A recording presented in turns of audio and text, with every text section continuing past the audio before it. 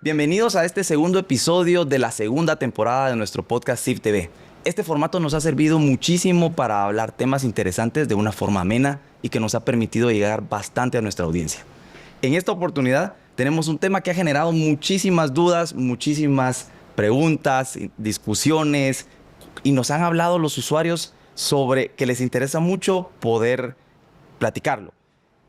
Recientemente entró en vigencia una nueva ley, una nueva normativa que ha despertado mucho interés y vamos a despejar sus dudas al respecto. Y hablamos sobre la ley de tarjetas de crédito. Acompáñenos a explorar qué tiene esta ley, cómo nos impacta tanto desde el punto de vista de la supervisión, pero también desde el punto de vista del mercado y de protección al consumidor. Una tarjeta de crédito es un medio de pago que permite a los usuarios hacer compras, aprovechar temas como extrafinanciamientos, compras por cuotas, incluso programas de lealtad. Pero es un crédito que al final otorga un límite y debemos ser responsables en ese manejo, ya que, como lo hemos dicho en otros materiales educativos, no es un dinero extra, sino que es una línea de crédito. Recientemente, como les comentaba, el Congreso de la República, mediante el decreto número 2/2024, emitió la ley de tarjetas de crédito que tiene por objeto regular, entre otros aspectos, las operaciones de tarjeta de crédito, las relaciones entre emisor, afiliado y tarjetaviente. Vamos a conversar en este podcast sobre los aspectos más importantes de esta ley y cómo nos aplican. Pero una consideración inicial, hablar sobre la ley es importante, pero es más importante hablar sobre el manejo responsable de la tarjeta de crédito. Como comentábamos, la tarjeta de crédito puede ser un instrumento muy valioso en nuestra vida financiera, nos permite construir un buen récord crediticio, pero manejado irresponsablemente podría ser algo que nos ponga en una situación financiera complicada. Es decir, aprovechemos las ventajas de una tarjeta de crédito, pero sin comprometer nuestra estabilidad financiera personal. Tenemos invitados de primer nivel para atender este tema y quiero presentarles que nos acompaña Mario Castañeda, quien es el director del Departamento B de Supervisión de Riesgos Bancarios. Nos acompaña también Karina Donis, que es la directora de la Dirección de Atención y Asistencia al Consumidor DIACO, y Juan Maldonado, quien es vicepresidente de Banca de Personas y Medios de Pago de BAC. Bienvenidos, qué gusto tenerlos con nosotros y que colaboren con nosotros en este esfuerzo. Vamos a iniciar conversando pues con algo muy introductorio. Ley de tarjetas de crédito, el nuevo decreto que emitió el Congreso. ¿Qué es? ¿Cómo lo podríamos explicar de forma fácil, Mario? Gracias, Miguel. Muy buen día. Juan, muy buen día. Karina, bienvenidos. Gracias.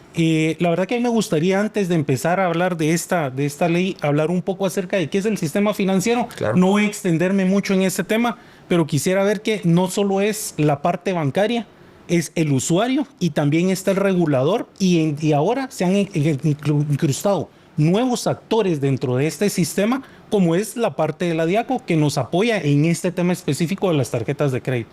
¿Qué es lo que busca esta ley? Como bien lo decías al inicio en la presentación, busca regular esa relación que tenemos entre los usuarios, el emisor de tarjeta de crédito, pero también estos entes afiliados, que son otros actores, y la marca que también registra esas operaciones de la tarjeta.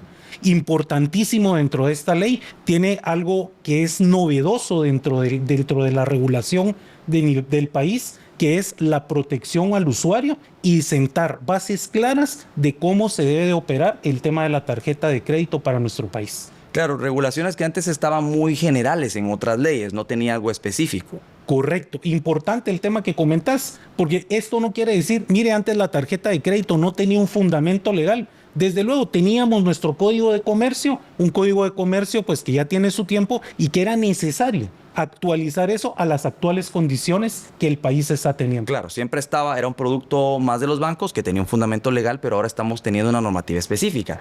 Que eso me lleva también a conversar sobre algo.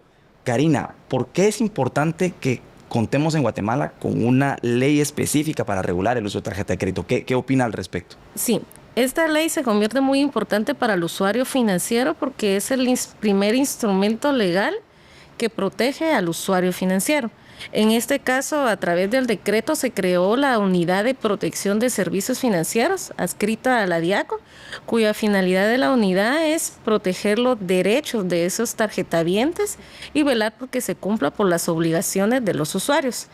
¿Cuáles son los papeles o la función principal de esta unidad? La unidad viene acá como un ente receptor donde tiene que buscar un acuerdo, una conciliación entre el tarjetaviente y el emisor, así como una dependencia del Estado que debiera de prestar una asesoría técnica a aquellos usuarios. Cabe resaltar en este espacio que es muy oportuno que también uno de los primeros pasos o el fundamental que debe de hacer el usuario que considere tener una asistencia técnica o que podría tener un tipo de queja o reclamo, que este usuario se tiene que abocar con su emisor, porque qué mejor que abocarse con la persona con quien él tiene una duda o quisiera solventar un convenio previo a llegar a Diaco. Ahora bien, si después de ese acercamiento aún existe algún tipo de duda, inquietud o algo que se debe solucionar, pues los canales de Diaco están abiertos para la recepción de la queja y de la denuncia. Digamos que es algo nuevo y que de hecho vamos a conversar ya más a detalle para que nos cuente cómo va a interactuar Diaco y cómo va a apoyar a los usuarios, porque es un nuevo actor, como comentaba Mario. Y Juan, quisiera que nos comentara cuáles resaltaría como los objetivos principales de esta ley. ¿Qué podría resaltarnos desde el punto de vista del emisor?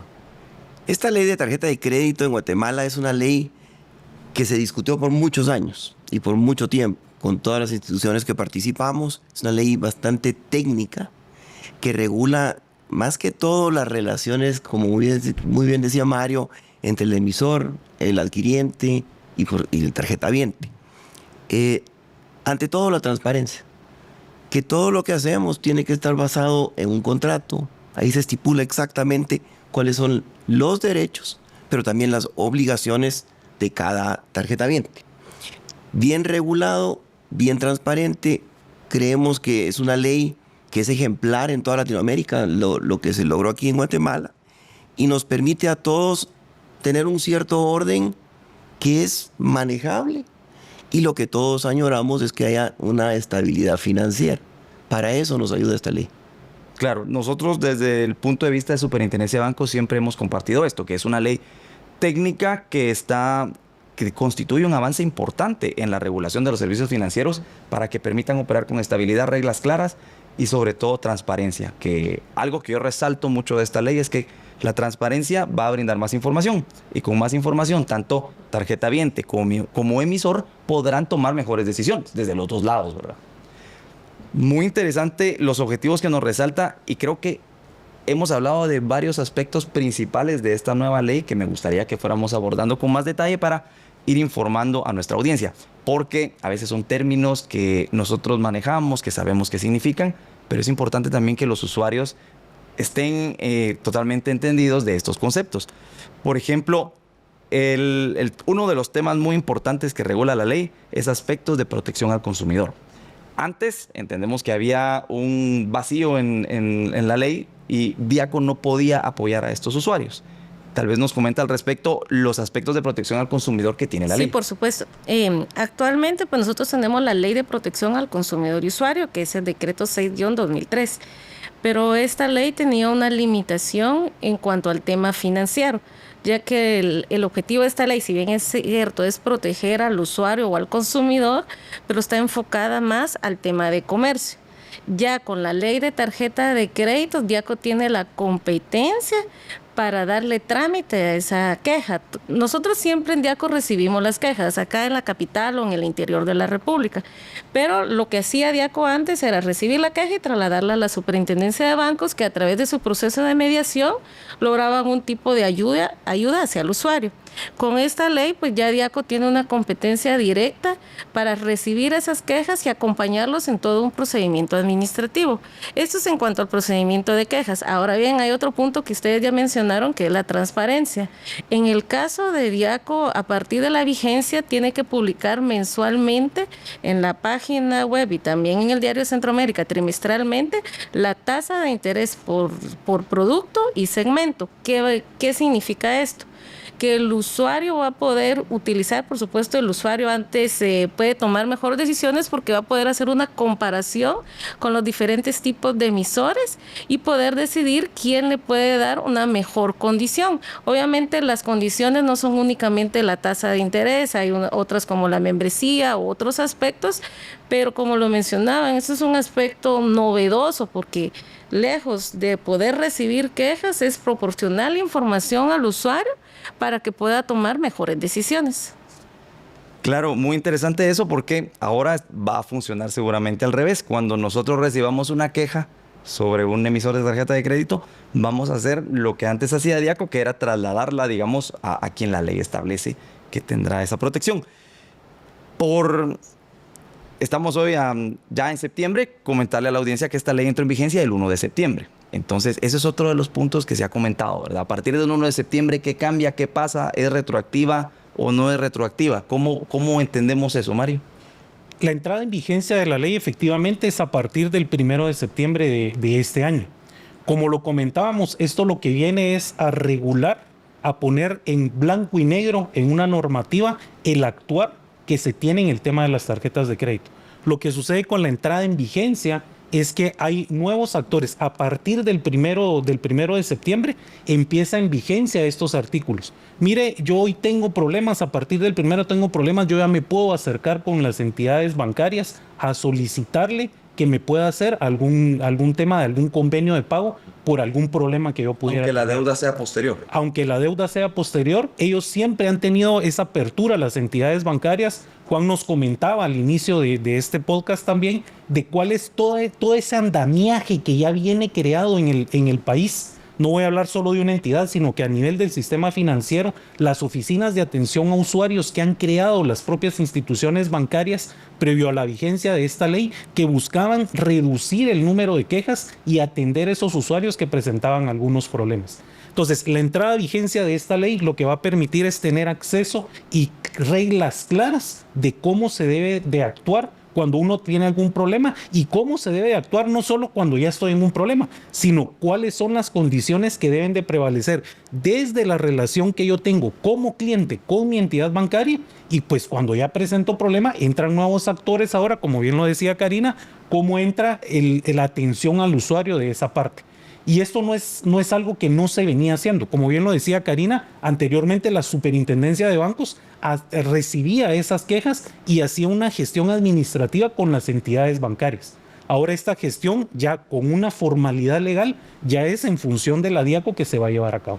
Claro, y cuando hablas de nuevos actores, también hablamos de esos nuevos actores, algunos emisores que van a tener acceso al sistema, al SIRC, al sistema de riesgos crediticios, ¿verdad? Importantísimo dividir esta parte en dos. Como Superintendencia de Bancos, tenemos emisores de tarjeta de crédito que son regulados. Generalmente los asociamos a las entidades bancarias. Estas entidades Pero contarle bancarias, a nuestra audiencia cuáles son los regulados, por ejemplo, para que... vamos a ver, las entidades bancarias se convierten en emisores de tarjeta de crédito, pero estas entidades bancarias también tienen empresas que son especializadas en servicios financieros, que son emisores de tarjeta de crédito, que están bajo la supervisión de la Superintendencia de Bancos porque forman parte de un grupo financiero. Entonces aquí, importante, los que están bajo la supervisión de la Superintendencia de Bancos son emisores regulados, y vamos a tener empresas que no son reguladas, que están fuera el aspecto de supervisión de la Superintendencia de Bancos. Estos no quiere decir que quedan fuera de nuestro alcance. La normativa ahora también los lleva hacia la información que ellos deben de proporcionarnos para hacer un mejor análisis de aquellos potenciales clientes que pudieran tener los emisores de tarjeta de crédito. Y esto es importante, ¿verdad? Nos decía Karina, vamos a publicar ahora las tasas de interés. Hay un mundo de información que todos los usuarios de nuestras redes sociales pueden llegar a la página de la Superintendencia de Bancos y ahí ver quiénes son los emisores que están regulados, y los que no aparezcan dentro de estos son emisores que pueden emitir, que no es un negocio ilegal, la emisión de la tarjeta de crédito, siempre y cuando se cumplan con ciertos requisitos, que no están bajo la supervisión de la Superintendencia de Bancos. Pero van a tener que recabar la misma información que los regulados, y eso los pone en igualdad de condiciones para el análisis del crédito. E importantísimo, no solo ponen en igualdad de condiciones a las entidades que nos van a tener que reportar, sino que también le da a aquellos emisores que van a conceder la tarjeta de crédito al momento de hacer el análisis de crédito del futuro cliente, de ver esa capacidad que tiene.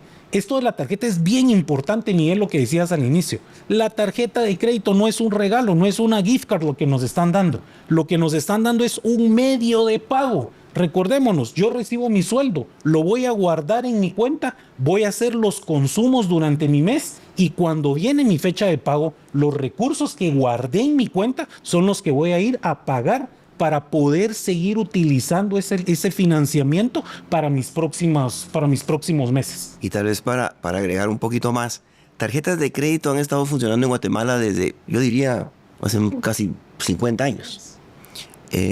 Regulados o no, estas tarjetas sí cuentan con un marco que es internacional. Las marcas de tarjetas de crédito tienen reglas establecidas en todo el mundo que son iguales. Entonces, no es que no hayan estado bajo un marco ordenado.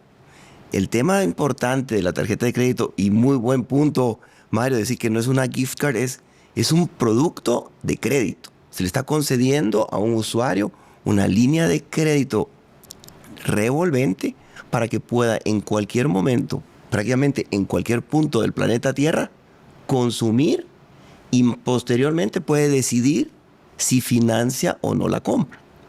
Entonces, hemos hablado aquí de quejas y pareciera como que si el producto de tarjetas solo consistiera de quejas. Pero la verdad es que les diría que más del 95% de clientes usan las tarjetas y no tienen ni quejas ni problemas. El tema es qué pasa con el otro 5%. Para eso es que estamos hablando de este tipo de clarificaciones, de tener claro desde el momento que concedo el préstamo a través de la tarjeta, a quién se lo estoy concediendo. Yo como emisor soy responsable y siempre lo he sido de hacer un análisis crediticio para no darle una tarjeta o un límite de crédito que supere la capacidad de pago de un individuo que después, sin tener la educación financiera correspondiente, se pueda llegar a sobreendeudar. Entonces, por eso es que toda esta ley, aparte de regular el sistema de quejas, en lo que hace mucho hincapié es en educación financiera, que creo que todos tenemos la responsabilidad de explicarle al usuario cómo funciona la tarjeta de crédito, qué significa el pagar con la tarjeta, cuándo es su fecha de pago, qué pasa si paga de contado todo lo que consumió en el mes o si decide financiar, con qué tasa de interés tiene que contar que va a estar financiando. Y por eso en los estados de cuenta nosotros, y lo estipula muy bien la ley, estipula exactamente qué tenemos que mostrar, qué tasa de interés vamos a cobrar, cuáles son las cuotas que tendría que pagar si decide financiar solo pagando mínimos, y qué plazos tiene, con qué plazos tiene que contar si usa el pago mínimo para pagar sus consumos. Entonces, que más o menos siempre sepa el usuario a qué se está comprometiendo, qué consecuencias tiene esto para el futuro, y todo lo que queremos es evitar el sobreendeudamiento. Claro, y la ley también establece responsabilidades para el tarjetaviente. Entonces, ese 5% que comentaba Juan, que posiblemente no son los que lo usan con responsabilidad, no es que vayan a hacer, no es una ley para beneficiar a ese 5% para que consuma irresponsablemente. Es una ley que regula y asigna responsabilidades al tarjetaviente para que el emisor pueda hacerlas valer. Y es una facilidad, es una línea de crédito que el usuario decide si la usa o no la usa. El problema es que sí, es muy fácil caer en la tentación y no tener claro un presupuesto con el que uno cuente, y posiblemente por la emoción del consumir pueda llegar a emproblemarse. Y como decía Karina, creo que es bien importante también, en caso de que me emprobleme yo como usuario, lo primero que tengo que hacer es acercarme al emisor, ¿ya? Acercarse al emisor para hablar ya preventivamente, si uno ve que se está emproblemando, de cómo solventar el tema. Ya no, a nadie les ayuda simplemente hacer de caso como que no fue conmigo y ver qué pasa. O no contestar la llamada. Exacto, o no contestar las llamadas o contactar, sino que al revés. Es bien importante, la transparencia es de ambos lados, y hablar a tiempo. Mientras antes se solvente un problema, menos dolor causa. Entonces yo creo que ahí nos ayuda mucho también la DIACO como tal. O sea, la defensa del consumidor solo es la que debe asegurar que nosotros como emisores, como adquirientes, cumplamos no solo con lo que dice la ley, sino que lo que es correcto. Entonces, pero nosotros, la relación que tenemos es directa con el tarjetaviente, con su propio emisor. Y eso es lo que prima siempre.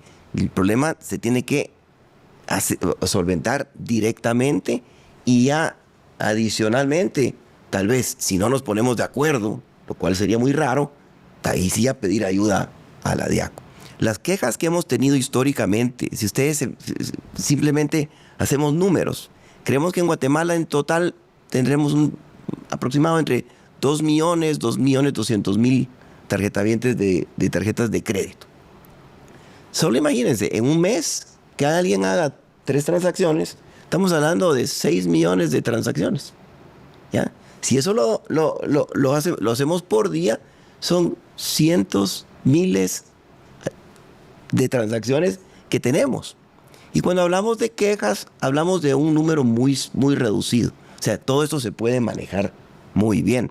Y las reglas son bien transparentes, son bien claras, y creo que lo que reguló la ley ahora son los detalles que quedaban a nivel local, que uno, por ejemplo, podía antes, mucho antes, emitir una tarjeta sin entregar un contrato. Pues eso ya no es posible. Hay que explicarle al usuario desde un momento qué tipo de tarjeta es, qué tipo de tasa de interés puede tener, hay tasas fijas o hay tasas variables, qué reglas hay para cambiar las tasas, qué reglas hay para cambiar límites de crédito, cómo se hace un estudio de crédito. O sea, la verdad que está muy bien montado. No deberíamos tener demasiados problemas, nos estamos adaptando. Hay regulaciones transitorias que nos permite pues adaptar a los clientes que ya tenemos y las relaciones que ya tenemos a la nueva ley. Hay un cambio en el cálculo de cómo se calcula el pago mínimo. Eso también va a tener un efecto. Eso es una transición que se tiene hasta marzo del 2026 para cumplir en su totalidad con ello. Creo que se ha hecho de una manera que la transición es bien factible. Los emisores ya nos habíamos puesto como meta de cumplir ya preventivamente. Nos habíamos autorregulado en bastantes aspectos, desde el conato de ley que se tuvo en el año 2016, que fue una ley fracasada porque no fue técnica y no bien consensuada, pero sí tenía algunos aspectos que ya también se incorporaron en la nueva ley. Y entonces, anticipándonos a esas necesidades, ya dijimos, lo que tenemos que hacer es ser transparentes, ser claros, y qué mejor que un buen contrato. Y tal vez solo, perdón Miguel, para intervenir, yo quisiera rescatar 2 cosas de lo que decía Juan. Primero, es un medio de pago. Y bien utilizada la tarjeta de crédito, ¿a quién no nos gusta gozar de una promoción que nos da la tarjeta de crédito? Y hasta eso regula esta ley. ¿Cuáles son esos planes de fidelidad que tienen las tarjetas de crédito para el usuario para que estos puedan hacer un buen uso de la tarjeta de crédito? E importante el otro tema, educación financiera. Es increíble, la ley viene y habla hasta del Ministerio de Educación, donde a los niños se les debe de dar esa opción de conocer cómo se debe manejar bien estos productos.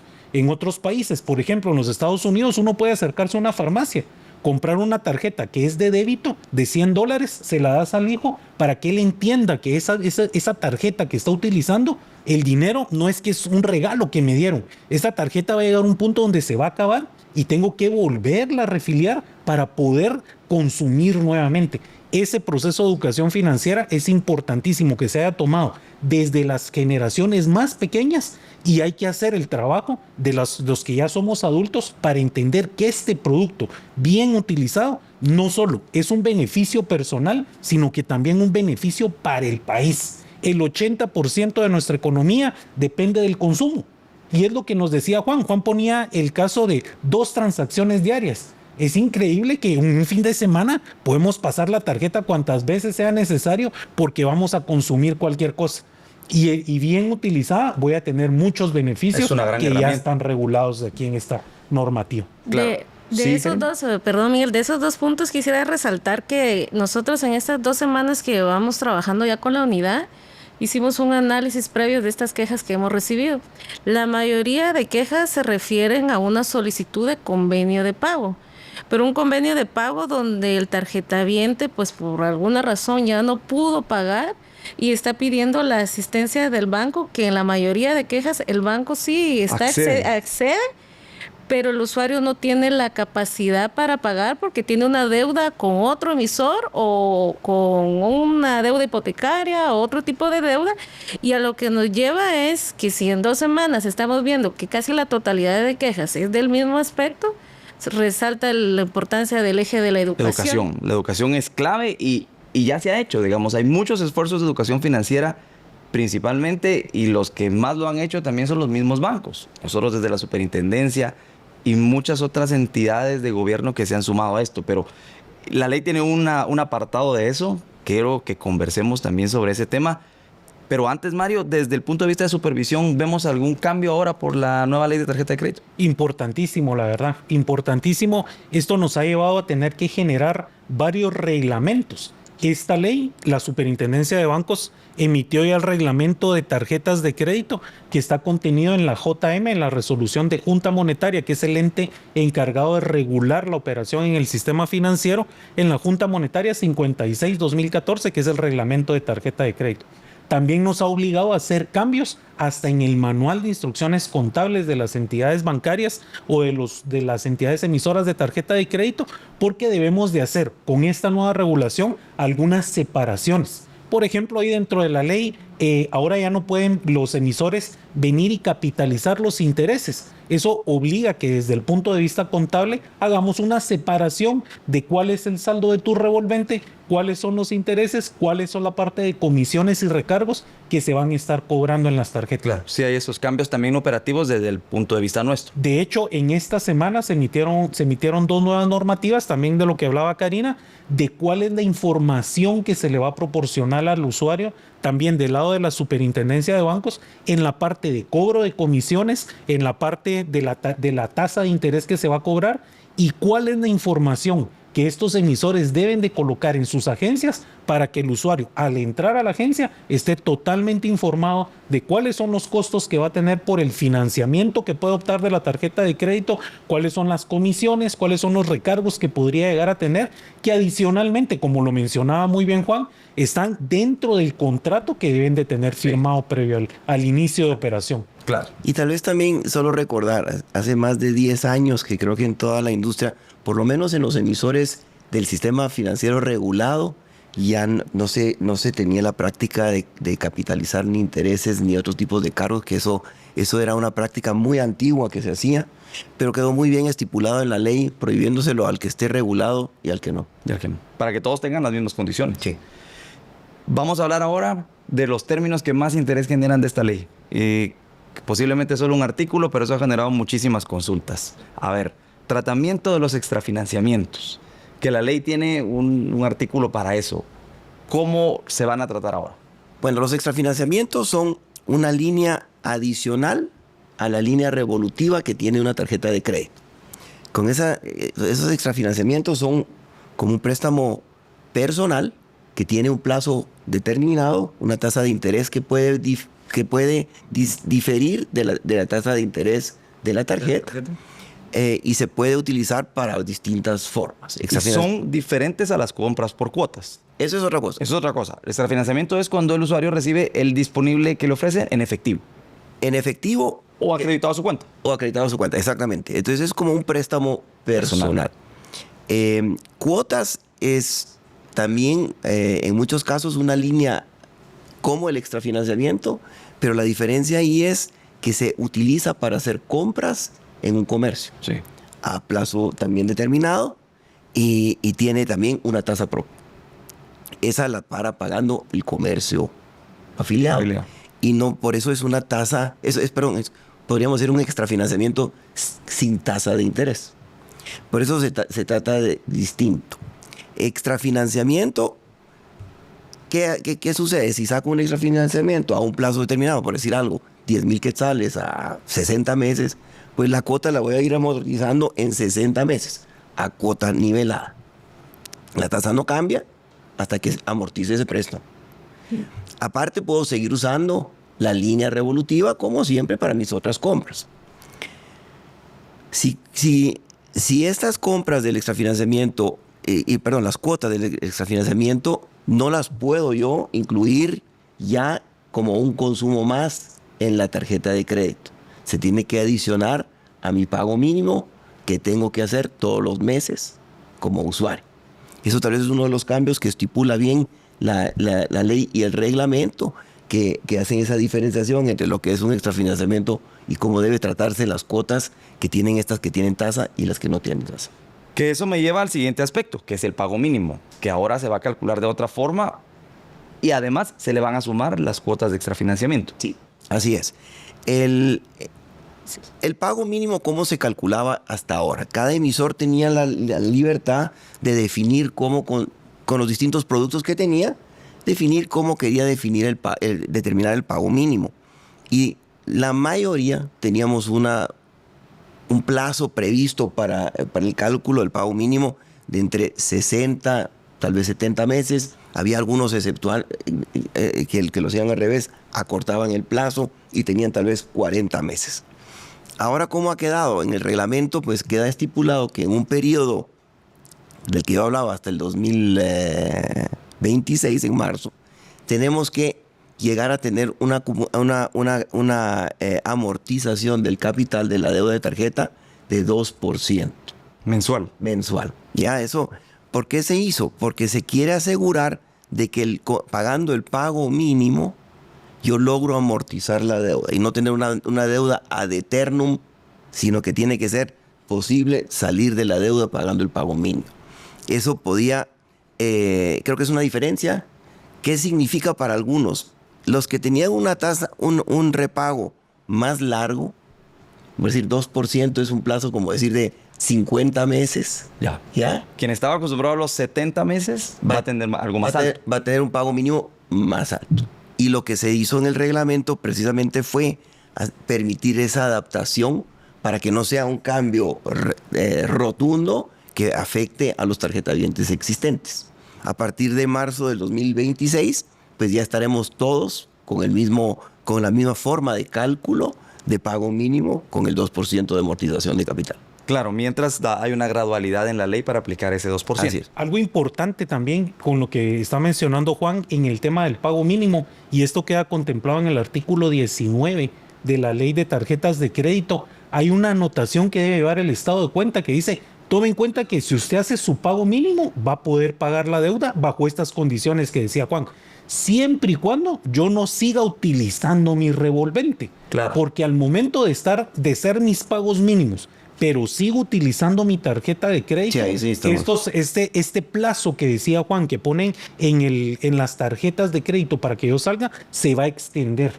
Eso quiere decir, si yo hago mi pago mínimo y ya no uso mi tarjeta de crédito, en ese plazo de 60 meses yo estaría saliendo de la deuda, y eso es algo importante que trae esta norma. Si yo estoy acostumbrado a hacer mis pagos mínimos porque estoy pasando una situación complicada y quiero tratar de salir de mi deuda, bueno, dejo de usar mi tarjeta de crédito para que en esos 60 meses, con estas nuevas condiciones, yo pueda salir del financiamiento. Entonces podríamos entender que el pago mínimo ahora, Juan, va a llevar el 2% del capital más el interés que corresponda. Correcto. ¿Lleva cargos moratorios? Siempre Si y cuando existieran- alguien se atrase. Si existieran y por algún Hay que atraso, adicionarlos. cargos moratorios más algunos cargos por servicio que el usuario haya aceptado, dígase seguros, algún producto ofrecido por el banco, más extrafinanciamientos. Sí. Sí. Más cuotas. Más del cuotas del extrafinanciamiento y compras por cuotas. Sí.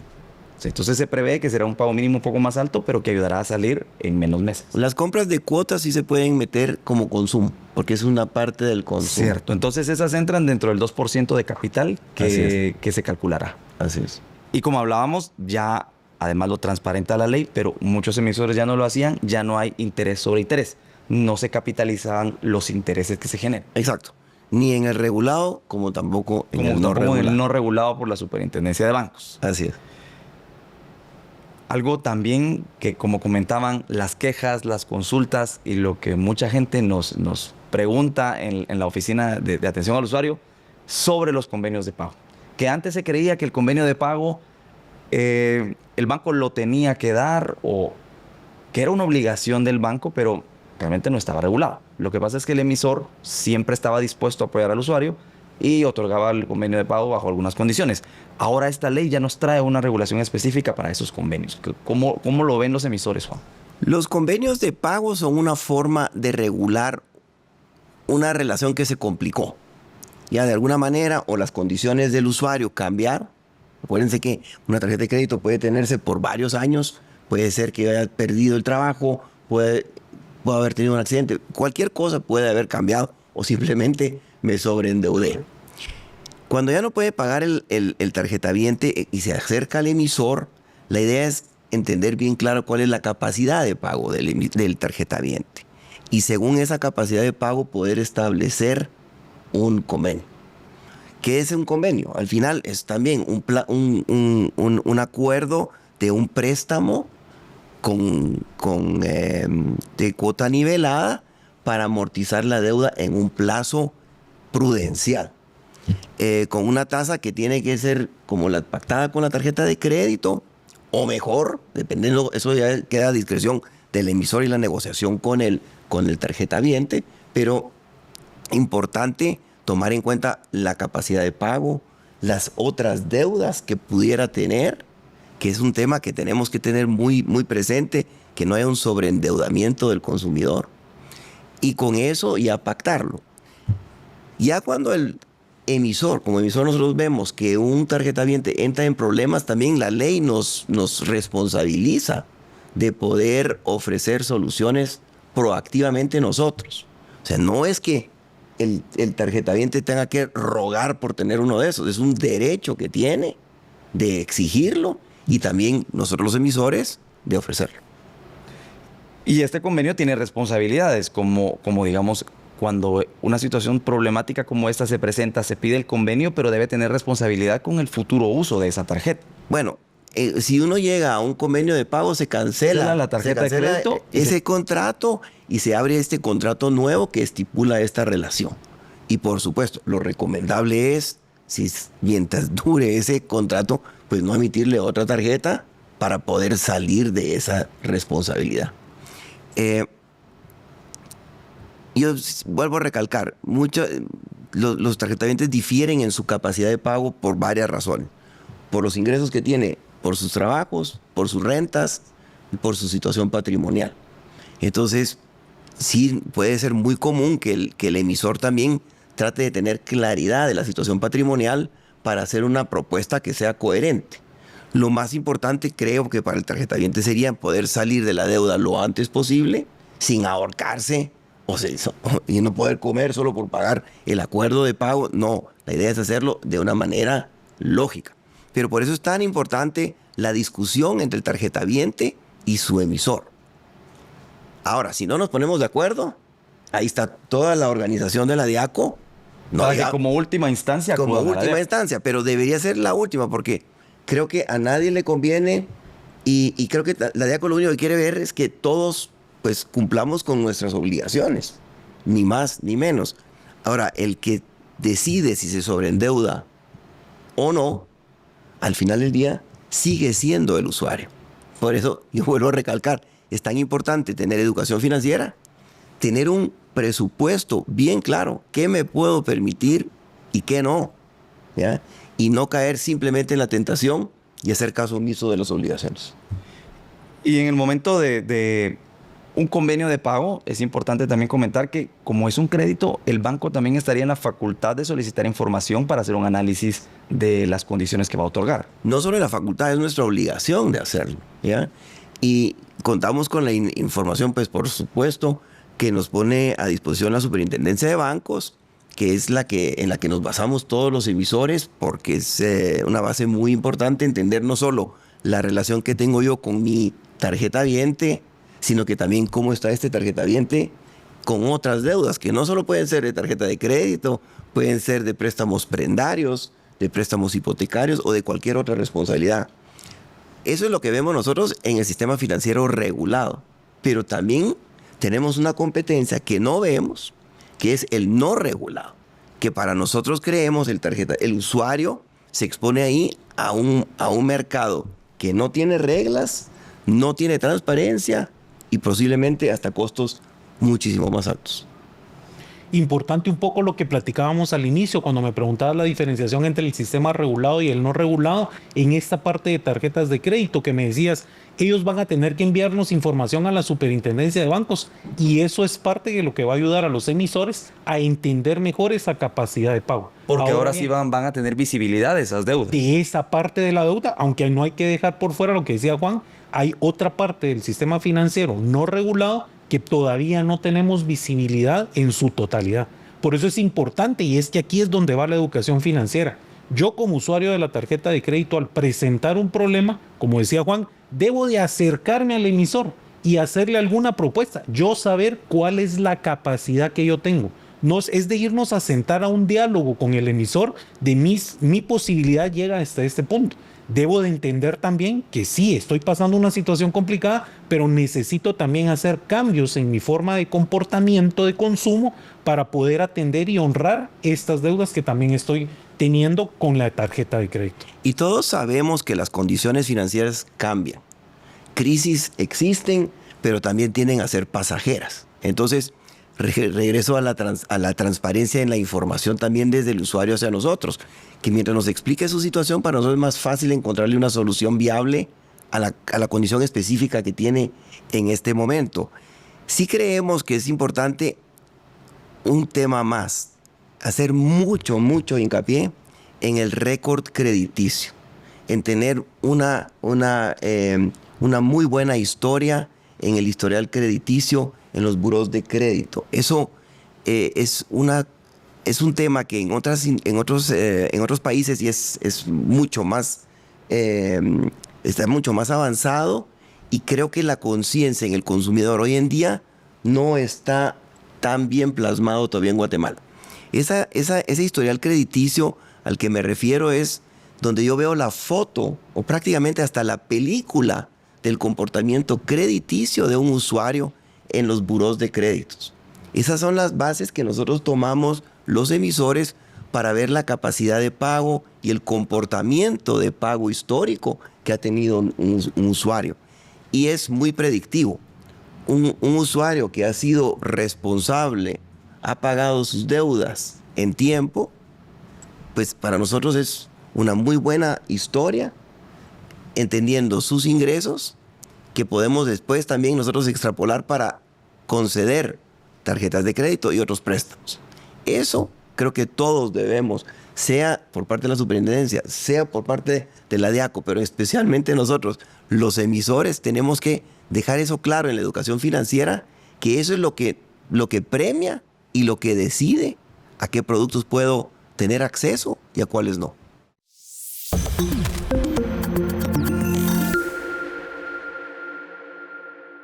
Continuamos entonces hablando de los aspectos que han generado mucho interés de esta ley. Hablábamos ahora de los convenios de pago, pero terminando un convenio de pago, un tarjetaviente o terminando la relación pagando la tarjeta de forma usual, el tarjetaviente quiere su finiquito. Ahora la ley dice no se cobrará finiquito. ¿Cómo estamos con este tema? Primero, nos da 30 días para emitir un finiquito, que la verdad que eso debería ser standard practice, como dirían en Estados Unidos, porque eso le da la certeza y la posibilidad de mostrar que cumplió con su obligación el tarjetaviente. Eso es bien importante tenerlo. Eso también queda registrado en el historial crediticio. Entonces, no es problema haber tenido un problema, ¿ya? Sí. Es problema el no haberlo solventado. Pero si tiene uno su finiquito, ya empieza el historial crediticio a funcionar otra vez nuevamente y uno puede rehacer su historial crediticio. O sea, no es que uno, por haber tenido un problema puntual, que haya quedado excluido del sistema financiero regulado. Para nada. Pero por eso es tan importante ese finiquito, y no estamos, o nos prohíbe la ley a los emisores regulados o no a cobrar por ese finiquito. Claro, eso demuestra cuando tiene su finiquito que la persona atendió su deuda, y eso no es una sentencia de toda la vida, digamos. Cuando alguien entra en un problema, después de hacerse responsable, tiene su finiquito y puede volver a construir su crédito, como lo comentabas, en el sistema financiero regulado, que es el que más... Hasta el finiquito ya es parte de tu récord crediticio, porque has mostrado que has tenido un acuerdo y lo has cumplido. Eso ya es... Por eso es tan importante para el usuario tenerlo, y por eso es tan importante de nosotros emitirlo. Claro, y es algo que posiblemente también antes se creía, el usuario antes tenía algunas quejas o molestias de que algunos emisores cobraban el finiquito. Ahora esta ley establece que debe ser una práctica ya sin cobro de parte del emisor. Así es. Es lo mismo con con los finiquitos como también con los acuerdos de pago. Esos no tienen ningún costo. No tiene ningún costo. Y está regulado también en tema de los acuerdos de pago, como hablábamos, que la tasa debe ser la misma de la tarjeta o mejor. Si es en beneficio del tarjetaviente, puede haber un cambio. Ahora bien, el nuevo actor de protección al usuario que entra en esta ley, que es Diaco. Antes, los usuarios de tarjeta de crédito pues no tenían específicamente una dependencia que atendiera sus quejas. Desde el punto de vista de Diaco, ¿cómo se han estructurado, cómo ha cambiado y cómo están abordando este tema? Sí, nosotros a partir del 1 de septiembre, que de hecho cayó domingo, pusimos a disposición de la población 3 canales. El 1544, que es nuestro call center para atenderlos de lunes a domingo de 8 de la mañana a 8 de la noche. Cabe resaltar que en ese canal lo que más hemos recibido son consultas de asesoría de qué deben de hacer y los remitimos con los emisores. El otro canal que tenemos es la página web para aquellas personas que pues quieren ingresar su queja sin la asistencia de alguna persona del otro lado, y de manera presencial, que está la oficina de la unidad de protección, está en el centro comercial de la zona 4, en el tercer nivel, donde estaba el centro de atención de quejas. Ahí hay un espacio adecuado para atender a aquellos usuarios que quieren llegar de forma presencial, y en el interior de la República también pueden presentar cualquier queja en las sedes que tiene Diaco en cada una de las cabeceras departamentales. Claro, y podríamos decirle a nuestros usuarios que entonces el orden sería, cuando tenga una duda, un problema, primero acérquese con su emisor. Sí, de hecho sí, en nuestras primeras publicaciones, y incluso la ley así lo regula, nosotros les estamos orientando a todos los usuarios que el paso 1 es abocarse con su emisor, porque qué mejor que ir con aquella persona con la que necesita solucionar alguna duda, podría ser un reclamo o alguna gestión. Entonces, paso 1, vaya con su emisor, y si finalizado ese procedimiento que llevó con el emisor, él considera que necesita la asistencia de Diaco, pues las oficinas están abiertas para recibirle su queja. Claro, primero trate de agotar la vía con el emisor, y si no, pues en la Diaco encontrará una asesoría que podría incluir pues ya la mediación con el emisor. La ley establece algunas infracciones y sanciones, creo yo, ¿verdad, sí, Karina? La ley contempla 2, las graves y las leves. Efectivamente, pues se dan por los incumplimientos que pueda cometer el emisor. Uno de los que más se resalta es el que no se evalúe la capacidad de pago. Entonces, la ley sanciona a aquel emisor que pueda estar, como decíamos antes de la vigencia de la ley, regalando tarjetas. Ahora ya no, ahora tiene que hacer la evaluación de la capacidad de pago, y si no lo hace, pues Diaco pues tendrá la facultad de sancionar a ese emisor. Dentro del mismo régimen sancionatorio que ya tiene Diaco. Se agregan 2 figuras más. Diaco ya tenía facultades de sancionar. En la Ley de Protección al Consumidor se hizo una reforma que se incorpora a la ley y da una diferencia en sanciones. Es decir, si fuera sector comercio, ya la Ley de Protección dice a partir de 15 UMAS, y ahora si es sector financiero, específicamente tarjeta de crédito, dice a partir de 36 UMAS, que estamos hablando que son más de 50,000 quetzales. Hasta 100,000 quetzales. Sí, pues depende la infracción. Del tipo de infracción. Y es por cada infracción. Así es. Ahora, el tema de definir la capacidad de pago, hay varias formas. O sea, antes era un proceso manual, casi que 1 a 1. En todo el sistema de tarjetas de crédito es muy común, se ha vuelto muy tecnificado y se ha vuelto muy predictivo usando mucha data. Entonces, ¿cómo funciona típicamente? Se toman decisiones sobre perfiles de clientes que son muy similares, ¿ya? O sea, que lo determina posiblemente la edad, que determina posiblemente el ingreso, su ubicación geográfica, su situación familiar. Hay un montón de indicadores, por decir así, de riqueza que permite, aparte del récord crediticio individual que tenemos que verificar, pues también tipificar al cliente. Y se le asigna lo que llamamos nosotros probabilidad de pérdida, ¿ya? Y lo que es la política de crédito de cada emisor, es decir, bueno, ¿hasta dónde me quiero arriesgar con este perfil de cliente y a partir de dónde ya no? Y entonces eso es lo que lo hace muy eficiente, porque con los cientos de miles de personas que solicitan tarjetas de crédito en todo el sistema financiero, es la única forma ya de manejar ese gran volumen. Pero por eso que debe quedar bien estipulado y supervisado la forma de tomar esa decisión para que no haya esa confusión. Sí, la capacidad de pago no la determina solo la constancia de ingresos, por ejemplo. No. Hay otros factores que el emisor toma en cuenta. Sí, es que el ingreso es una cosa, pero también hay que saber, una vez más, cómo es la situación específica de gasto de esta persona. ¿Ya? Puedo tener 20,000 quetzales de ingreso, pero gastos que supieran eso por 10, 20, 30%. Entonces, mi disponible para pagar deudas posiblemente es más bajo que alguien que gana 5,000 quetzales, pero vive en casa con sus papás y no tiene gastos. ¿Ya? Eso es lo que tenemos que ir viendo. Pero la idea de toda esta ley y el trasfondo de la ley es que se haga una decisión crediticia prudente acorde a la capacidad legítima de pago del usuario. Muy interesante todo lo que hemos hablado sobre los aspectos que más han generado dudas respecto a esta ley y lo que la audiencia siempre quiere tener más claro. Y a lo largo de la plática ha salido que el tema clave en todo esto es la educación financiera. Por ejemplo, nosotros desde la Superintendencia de Bancos tenemos esfuerzos de educación financiera desde hace más de 10 años en los cuales ponemos a disposición de nuestro público materiales, videos, calculadoras de presupuesto, cursos incluso de finanzas personales, porque creemos que con unos usuarios más educados financieramente podrán tomar mejores decisiones. Me gustaría que nos comentaran desde el punto de vista de cada una de las instituciones que representan qué esfuerzos de educación financiera han hecho. En el caso de Diaco, nosotros ya contábamos con un área de capacitación al consumidor y al proveedor, donde contamos con varios módulos desde hace años atrás.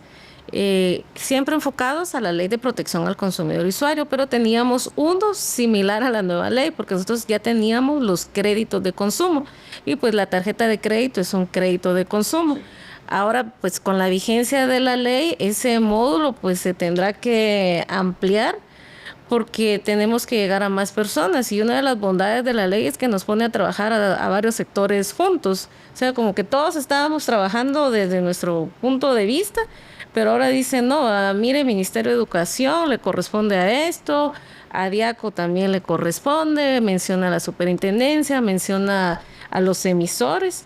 Entonces, eso es algo bueno porque pues ya con 4 actores creemos que podemos ser más eficientes o más efectivos para llegar a aquellos usuarios que no tienen tarjeta todavía, que se mencionaba anteriormente como los jóvenes y que van a tener en el futuro, para que conozcan las implicaciones que no es que dinero extra, sino que es un medio de pago.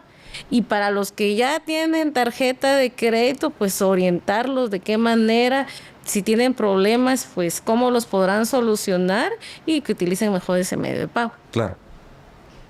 La educación financiera creo que tiene varias aristas. No hay edad para educación financiera. O sea, tenemos que empezar lo más temprano posible. Creo que para que genéticamente entre esa necesidad de prudencia en el usuario. Pero no importa a qué edad, es bien importante tener claro cómo hacer un presupuesto.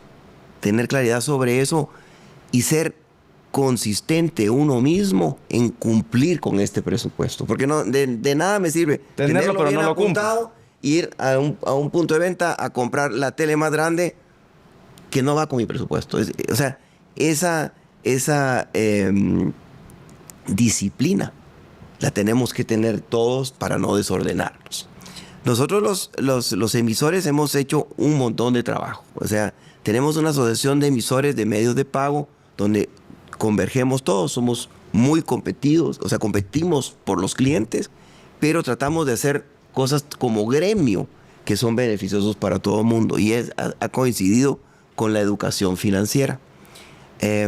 Los distintos emisores también han hecho esfuerzos individuales.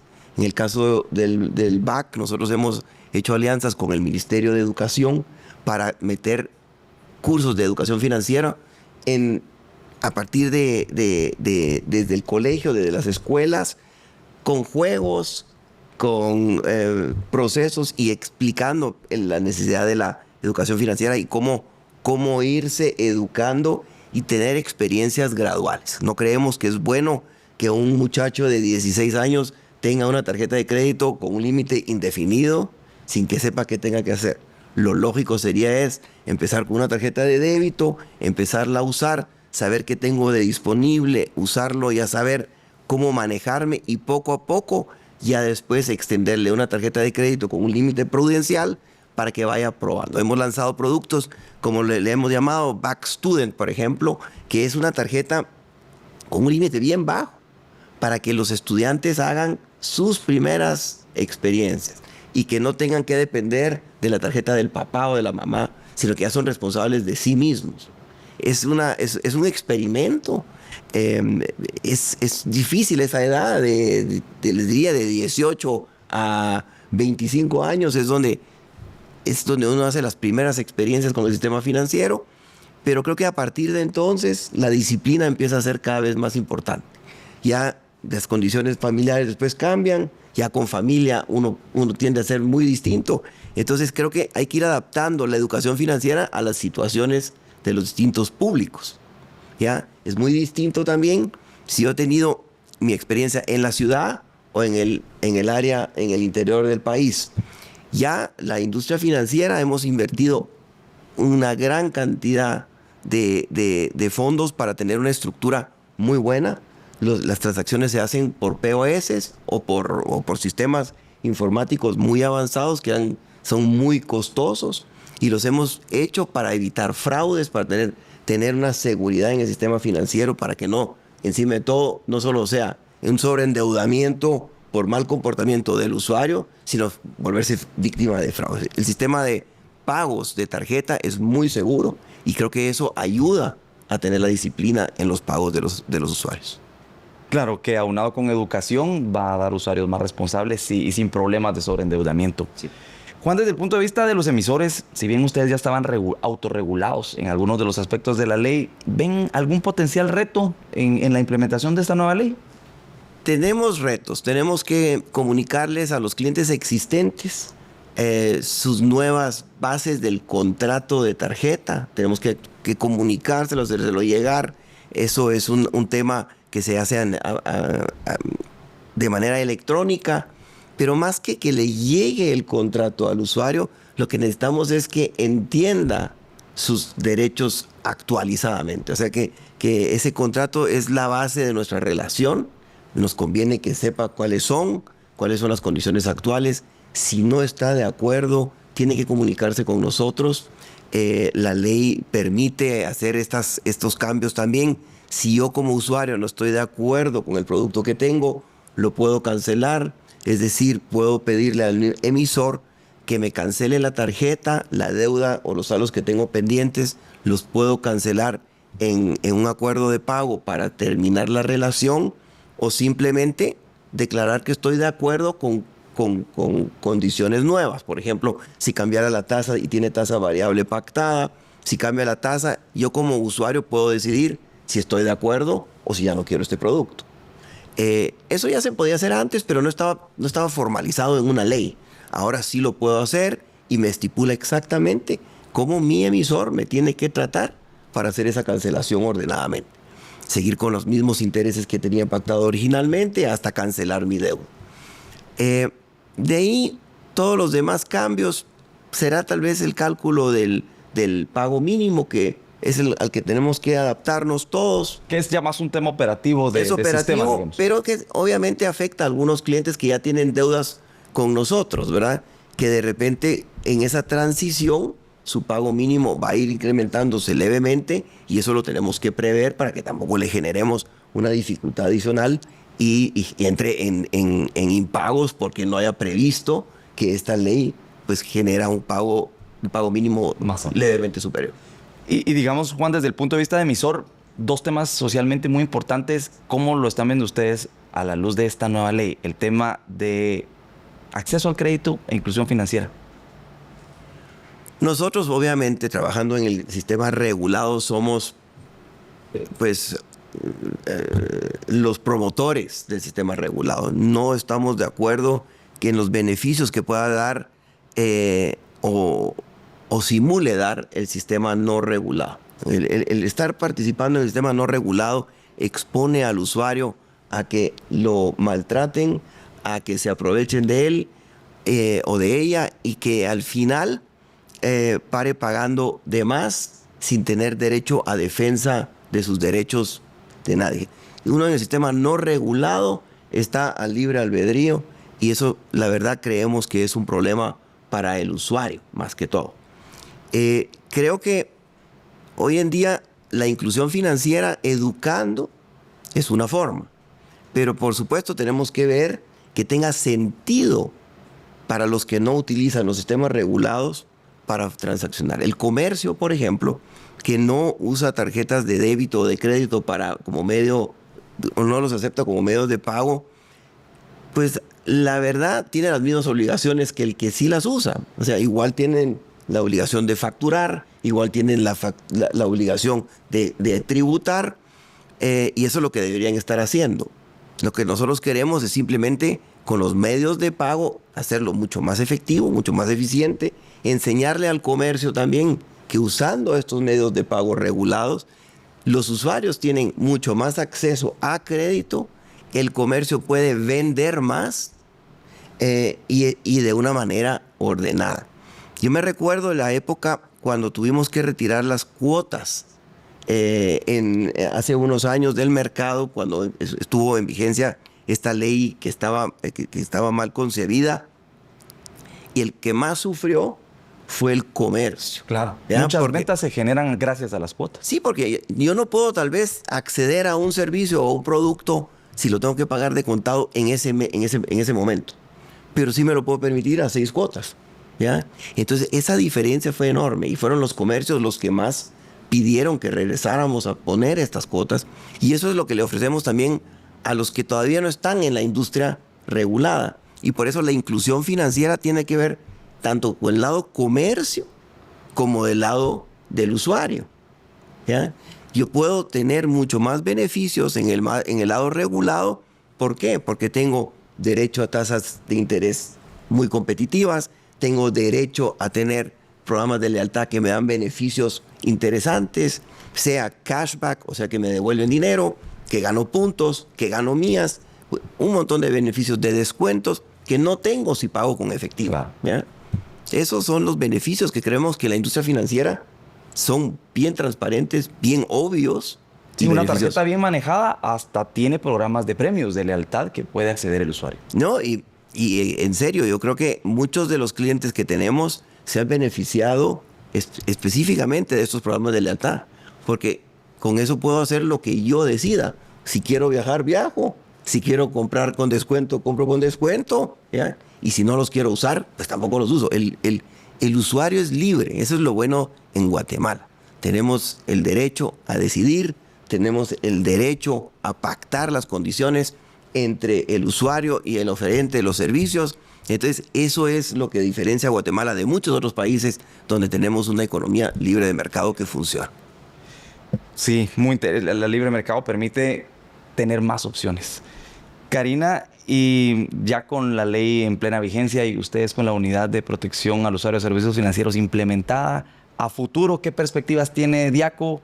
¿Qué planes tienen para este tema de tarjeta de crédito? Pues nuestros primeros planes, pues obviamente enfocados a cumplir todas las disposiciones que establece la misma, pero el gran reto que vemos es el tema de la educación en cuanto a trasladarle a todos los usuarios, no solo del departamento de Guatemala, sino del interior de la República, tomando en cuenta el aspecto cultural, que tenemos diferentes idiomas, de los beneficios que tiene la ley, qué deben hacer en caso de A, B, C y D, y cómo puedan hacer para tomar mejores decisiones. Entonces, para nosotros el gran reto, o a donde debe de ir la unidad de protección de servicios financieros, es llegar al interior de la República, porque aparte de Diaco como tal, pues sí somos una dependencia del Ministerio de Economía, y el Ministerio de Economía promueve la economía, pero tenemos como que 2 aspectos. Somos una dependencia que está en el consumo, en el mercado. Podemos ayudar a la promoción de la economía, pero bajo reglas justas, donde la información sea clara y transparente, y Diaco sea un aliado que permita a esos usuarios que no tienen esa información, que nosotros se la traslademos para que tomen mejores decisiones. Claro.